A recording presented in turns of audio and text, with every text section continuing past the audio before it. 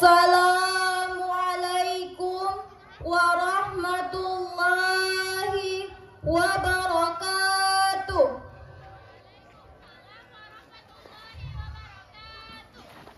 Alhamdulillahi nahmaduhu wa nasta'inuhu wa na'udzu billahi min syururi anfusina wa min sayyiati a'malina. Wa may yahdihillahu fala mudhillalah wa may yudlil fala hadiyalah.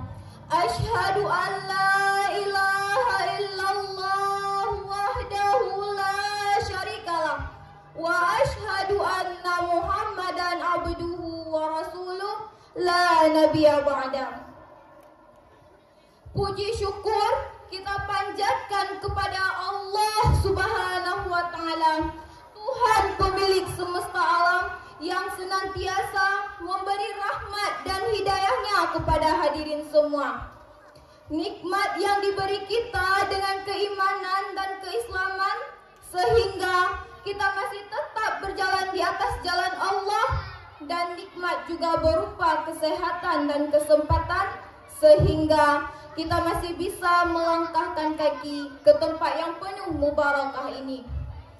Selawat serta salam semoga tercurah kepada junjungan Nabi besar Muhammad sallallahu alaihi wasallam yang telah diutus oleh Allah untuk menunjukkan jalan yang benar, menegakkan panji-panji kebenaran serta menyampaikan rahmat Allah Subhanahu wa taala untuk kita sekalian.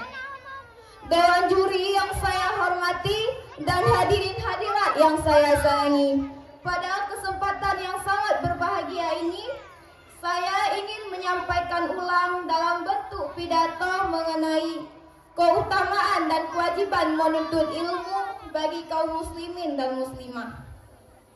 Sebagaimana hadis Rasulullah, talabul ilmi fardhatun ala kulli muslimin wa muslimah. Menuntut ilmu merupakan kewajiban bagi tiap-tiap muslim laki-laki dan muslim perempuan.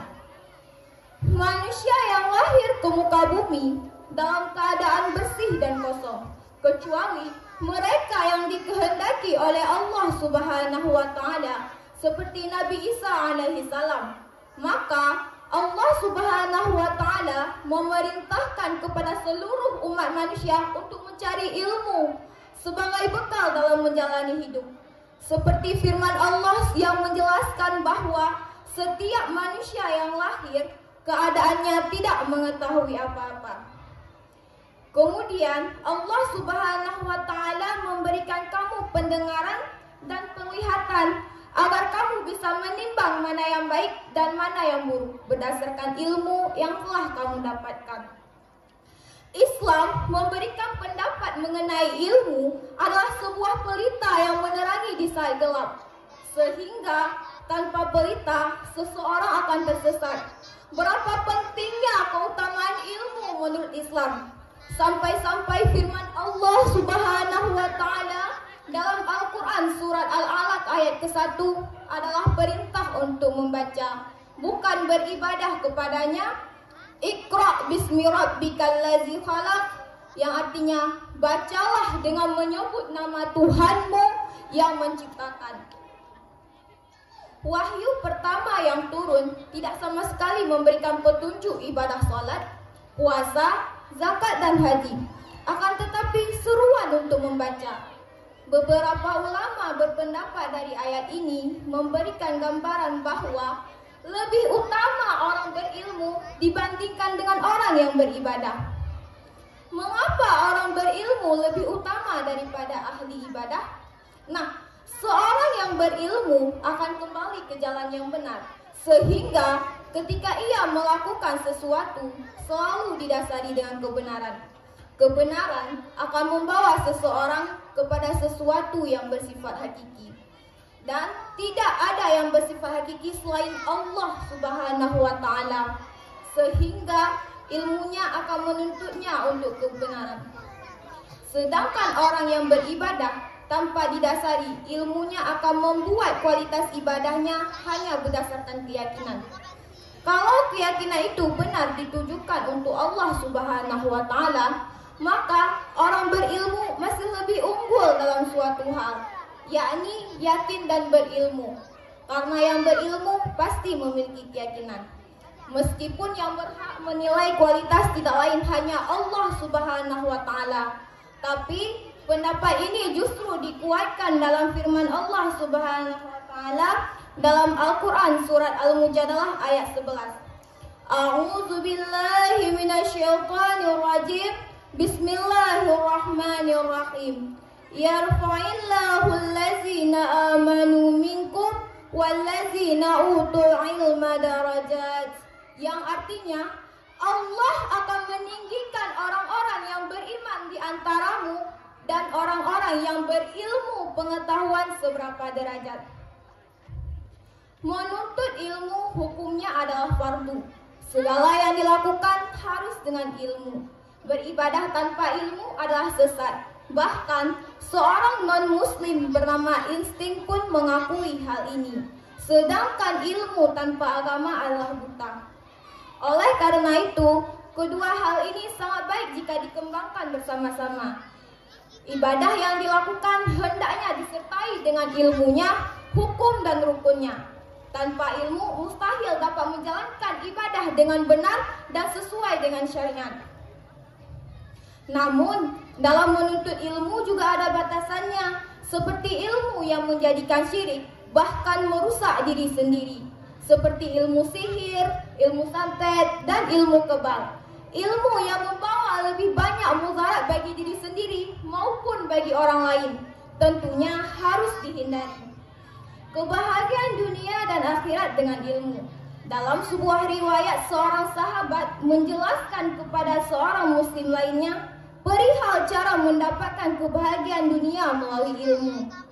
Man arada dunya fa'alaihi bil ilmi, man arada hirata fa'alaihi bil ilmi, man aradahuma fa'alaihi bil ilmi. Yang artinya, siapa yang menginginkan kebahagiaan dunia, maka harus dengan ilmu. Siapa yang menginginkan kebahagiaan akhirat, maka harus dengan ilmu. Siapa yang menginginkan kebahagiaan keduanya, dunia dan akhirat, maka harus dengan ilmu. Saran ini disampaikan oleh Ali bin Abi Thalib ketika Nabi masih hidup. Dan pada saat tersebut Nabi sedang diam. Sedang diamnya Nabi memberikan pembenaran atas perkataan dari Ali.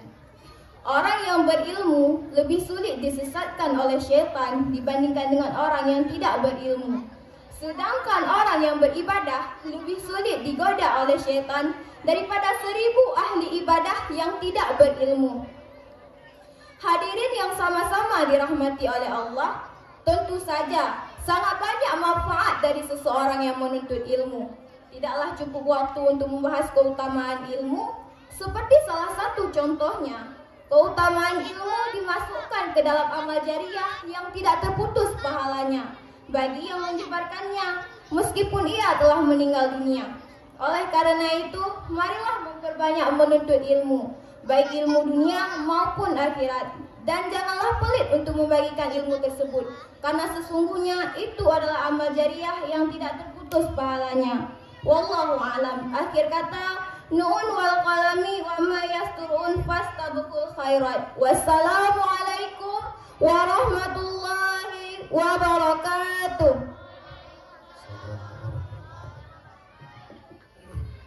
Yang barusan tampil atas nama Syifa Tahira, pemegang nomor undian 62, utusan dari Nurul Sadikin Banegawan. Ada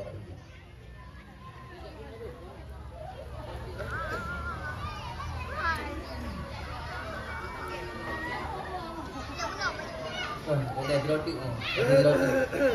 Roti kan? Dua roti.